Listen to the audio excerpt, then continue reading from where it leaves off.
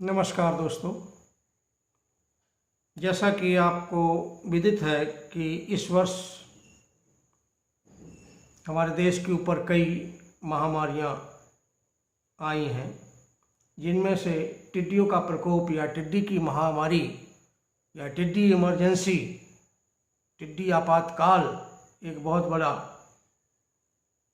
बहुत बड़ी महामारी है। यद्यपि इस महामारी को या टिड्डियों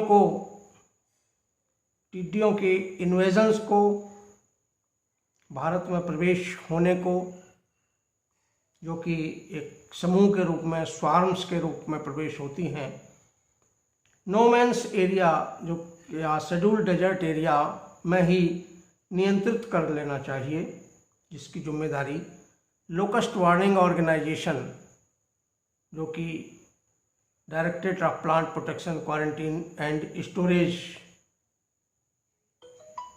के अंतर्गत आता है, कि होती है। इनका जब प्रकोप फसली एरिया में हो जाता है तो इसके परिणाम अति गंभीर होते हैं।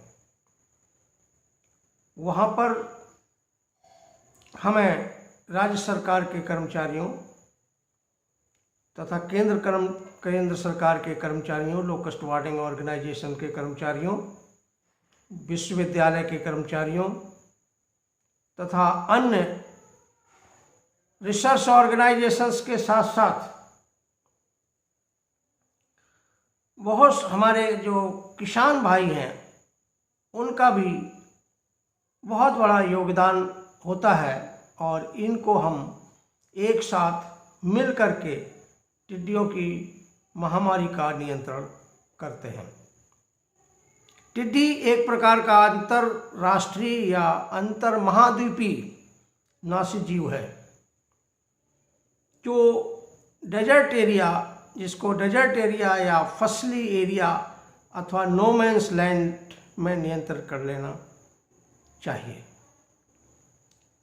क्योंकि यदि यह पेस्ट फसली एरिया में प्रवेश कर गया तो फसलों को या कृषकों को भारी नुकसान करता है।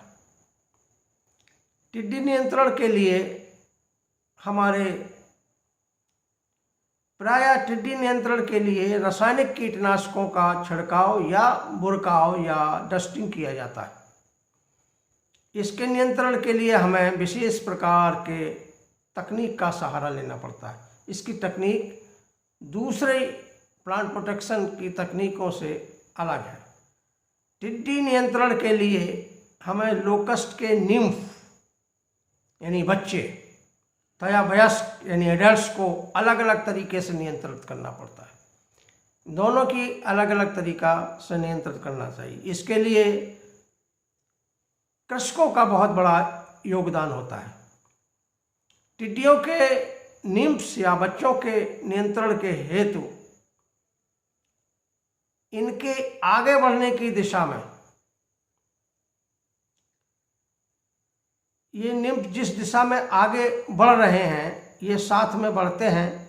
एक खाई खोद देनी चाहिए, ड्रेंच खोद देनी चाहिए, और जिससे ये निम्फ बढ़ते बढ़ते उस खाई में गिर जाएं, और जिसको मिट्टी में दबा देना चाहिए। इस कार्य के लिए कृषकों की भूमिका बहुत ही वांछनीय होती है, महत्व रखती है। कभी कभी निम्फ का नियंत्रण हमें रासायनिक कीटनाशकों के छिड़काव अथवा बुरकाव या डस्टिंग के द्वारा भी करना पड़ता है। लोकस्ट के समूह में पाए जाने वाले एडल्ट्स अथवा वयस्कों के नियंत्रण के लिए अलग से तकनीक अपनानी पड़ती है। इसके नियंत्रण हेतु इसके दल का पीछा किया जाता है शाम के टाइम, और शाम को सूर्यास्त के बाद यह टिड्डी दल या स्वार्म जिस गांव में पड़ाव डालता है, उन गांव की जानकारी प्राप्त की जाती है। इसके लिए भी कृषकों की बहुत बड़ी भूमिका होती है। टिड्डियों के पड़ाव डालने जाने वाले गांव की जानकारी गांव के लोग या किसान भाई अपने राज्य सरकार अथवा केंद्र सरकार के कर्मचारियों के द्वारा स्थापित किए गए कंट्रोल रूम, टिड्डी लोकस्ट या लोकस्ट कंट्रोल रूम को देनी पड़ती है। इस कार्य में कृषकों की बहुत बड़ी भूमिका होती है। जिन गांवों में लोकस्ट के पड़ाव डाला जाता है उन गांवों में लोकस्ट वार्निंग ऑर्गेनाइजेशन अथवा राज्य सरकार के कृषि विभाग के या अन्य विभागों या रेवेन्यू राजस्व विभाग के कार्यालयों से लोकस्ट नियंत्रण हेतु या लोकस्ट में प्रयोग नियंत्रण के लिए प्रयोग किए जाने वाले रासायनिक कीटनाशकों, गाड़ियों, मशीनों तथा अन्य संसाधनों को रात को ही उन गांवों में पहुंचा दिया जाता है जहां पर टिड्डियों का पड़ा होता है, और सुबह अर्ली इन द मॉर्निंग सूर्य निकलने से पहले ही उनके ऊपर छिड़काव कर दिया जाता है, या डस्टिंग करनी होती है तो डस्टिंग कर दिया जाता है।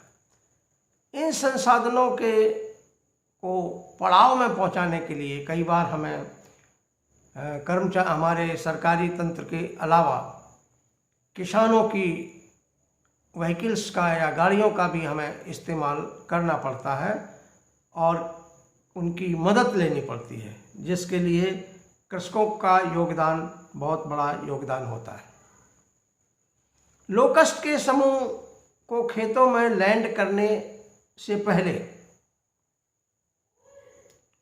उनको ड्रम पीट कर, कई बार देखा गया है कि ये डीजे बजा करके, कई ढोल बजा करके, कई आग जला करके, शोर मचा करके उनको डिस्टर्ब किया जाता है और उनको भगाया जाता है उस जगह से, जिससे अगर वो पड़ाव डालने बैठ गए तो वो खाएंगी और खाना उनका वोरेशियस फीडिंग होती है, तो वो अगर एक बार उन्होंने पड़ाव डाल लिया तो बहुत खाना या फसल बर्बाद कर देती हैं। इसके लिए भी किसानों की बहुत बड़ी भूमिका है, उनको वहाँ से उड़ाने के लिए या उसको डिस्टर्ब करने के लिए किसानों का योगदान बहुत बड़ा है। लोकस्ट कंट्रोल के काम के दौरान रिमोट फील्ड एरिया, कई बार बड़े दूर दराज पर गाड़ियों का ब्रेकडाउन, हमारे सरकारी गाड़ियों का या किसी के अन्य गाड़ियों का ब्रेकडाउन होता है, तो कई बार हमें किसानों से मदद लेनी पड़ती है, उनके ट्रैक्टरों से उन गाड़ियों को टो करके, उन गाड़ियों को खींच करके एक निश्चित जगह पर लाते हैं जहां इनकी रिपेयर करानी पड़ती है या रिपेयर हो सके। इसके साथ साथ किसानों की अन्य भूमिका भी हो सकती है। अगर टिड्डियाँ पीले रंग की हैं और वहाँ पर मॉइस्चर सफिशेंट है तो ये संभव हो सकता है कि वो टिड्डियाँ वहाँ पर अंडे दे जाएं। अंडे देने के लिए अगर खेत खाली हैं या उनमें आगे फसल बोनी है तो उन खेतों की एक बार प्लोइंग अवश्य कर देनी चाहिए, जिससे कि वो उन्होंने जो भी अंडे दिए हैं वो अंडे के जो गुच्छे हैं या जो एग पोड जिनको कहते हैं वो एक्सपोज हो जाएं और उनको या चिड़िया खा जाएं या सूर्य की रोशनी से या ताप से, टेम्परेचर से वो नष्ट हो सकते हैं। इस कार्य के लिए भी हमारे किसानों की बहुत बड़ी भूमिका होती है। इस प्रकार से हमारे किसान टिड्डी नियंत्रण के लिए बहुत महत्वपूर्ण योगदान दे सकते हैं। धन्यवाद।